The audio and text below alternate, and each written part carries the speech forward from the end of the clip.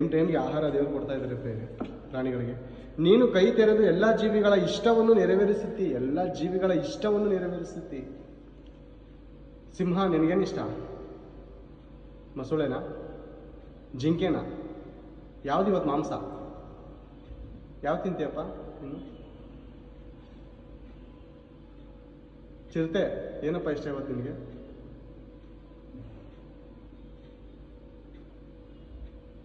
ಏನ್ ಇದೆ? ಇದೇ ತಾನೇ ದೇವರು ಹೇಳ್ತಾ ಇದ್ದಾರೆ, ಇಷ್ಟವನ್ನು ನೆರವೇರಿಸ್ತಾವಂತೆ. ಎಷ್ಟು ಒಳ್ಳೆ ದೇವರು ಇರ್ಬೋದು. ಮತ್ತೆ ನಮ್ಮ ಇಷ್ಟ ನಿಮ್ಮ ಇಷ್ಟ ದೇವ್ರ ಮುಂದೆ ಬಹಳ ಕಷ್ಟನ.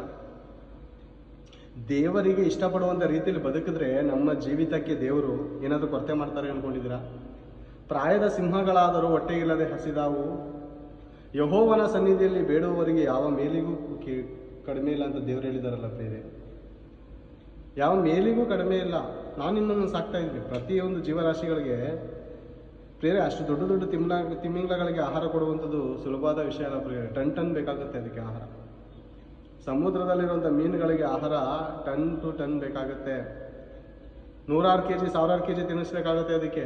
ಅದರ ಹೊಟ್ಟೆಯನ್ನು ತುಂಬಿಸ್ತಿರುವಾಗ ನಿಮ್ದು ಗೇಣುದ್ದ ಹೊಟ್ಟೆ ಪ್ರೇರೆ ಅರ್ಥ ಮಾಡ್ಕೊಂಡ. ಗೇಣುದ್ದ ಹೊಟ್ಟೆ ಸಾಕೋದಕ್ಕೋಸ್ಕರ ಎಷ್ಟು ಕಷ್ಟಪಡ್ತಾ ಇದ್ದಾನೆ ಮನುಷ್ಯ ಇವತ್ತು ಅಂತ ಯೋಚನೆ ಮಾಡಿ ಪ್ರೇರೆ. ಎಷ್ಟು ಕಷ್ಟಪಡ್ತಾನೆ, ಹಗಲು ರಾತ್ರಿ ಹಗಲು ಎಲ್ಲ ಬಿಟ್ಟು ಸಂಪಾದನೆ ಕೆಲಸ ಫುಲ್ ಬ್ಯುಸಿ ಆಗ್ಬಿಟ್ಟಿದ್ದಾನೆ ಮನುಷ್ಯ. ಫ್ರೀ ಇಲ್ವಾ? ಫ್ರೀ ಇಲ್ಲ. ಪ್ರಾಣಿಗಳು ಏನು ಕೆಲಸ ಮಾಡ್ತಾ ಇಲ್ಲ, ದೇವ್ರ ಕಡೆ ನೋಡಿದ್ರೆ ಸಾಕು. ದೇವರು ಹೊತ್ತಿಗೆ ಟೈಮ್ಗೆ ಅವ್ರಿಗೆ ಆಹಾರ ಕೊಡ್ತಾ ಇದ್ದಾನಂದ್ರೆ ಎಷ್ಟು ಒಳ್ಳೆ ದೇವರು. ಏನಾದ್ರು ಕೆಲಸ ಮಾಡಿ ದುಡ್ದು ಸಂಪಾದನೆ ಮಾಡಿ ತಿಂತಾಯ್ತಾ? ಆಕಾಶದ ಪಕ್ಷಿಗಳನ್ನು ನೋಡಿರಿ, ಅದು ಬಿತ್ತುವುದಿಲ್ಲ, ಕೊಯ್ಯುವುದಿಲ್ಲ, ಕಣಜಗಳಲ್ಲಿ ಕೂಡಿಟ್ಟುಕೊಳ್ಳುವುದಿಲ್ಲ. ನಮ್ಮ ಹಾಗೆ ಬ್ಯಾಂಕ್ಗಳಲ್ಲಿ ಇಟ್ಕೊಳ್ಳಲ್ಲ. ಅದು ಸುಗ್ಗಿ ಕಾಲ ಬಂದೈತೆ ಅಂತ ಅದು ಕೂಡಿಟ್ಕೊಳ್ಳಲ್ಲ.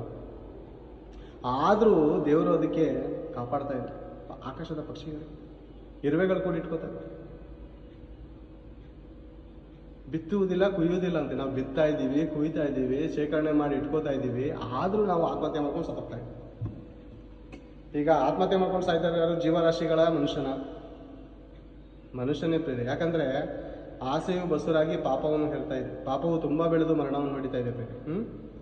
17ನೇ ವಚನ, ಯೆಹೋವನ ಮಾರ್ಗಗಳೆಲ್ಲ ನೀತಿಯುಳ್ಳವುಗಳು, ಆತನು ಎಲ್ಲಾ ಕಾರ್ಯಗಳಲ್ಲಿ ಕೃಪೆ ತೋರಿಸುವವನು ಆಗಿದ್ದಾನೆ. ದೇವರಿಗೆ ಇಷ್ಟಪಡುವಂಥ ರೀತಿಯಲ್ಲಿ ಬದುಕರೆ ಪ್ರೇರೆ ಕೃಪೆ ತೋರಿಸ್ತಾನೆ ಪ್ರೇರೆ. ಆತ ತಿನ್ನುವುದಕ್ಕೆ, ಆಹಾರಕ್ಕೆ ಆಗಲಿ, ಉಡುವುದಕ್ಕೆ ಆಗಲಿ ಯಾವುದಕ್ಕೂ ಕೊರತೆ ಮಾಡಲ್ಲ ಪ್ರೇರೆ. ಒಂದು ವೇಳೆ ಕೊರತೆ ಮಾಡಿದರೂ ದೇವರೇ ನಿನಗೆ ಸ್ತೋತ್ರ ಅಂತ ಹೇಳಬೇಕು. ಯಾರ ಹಾಗೆ?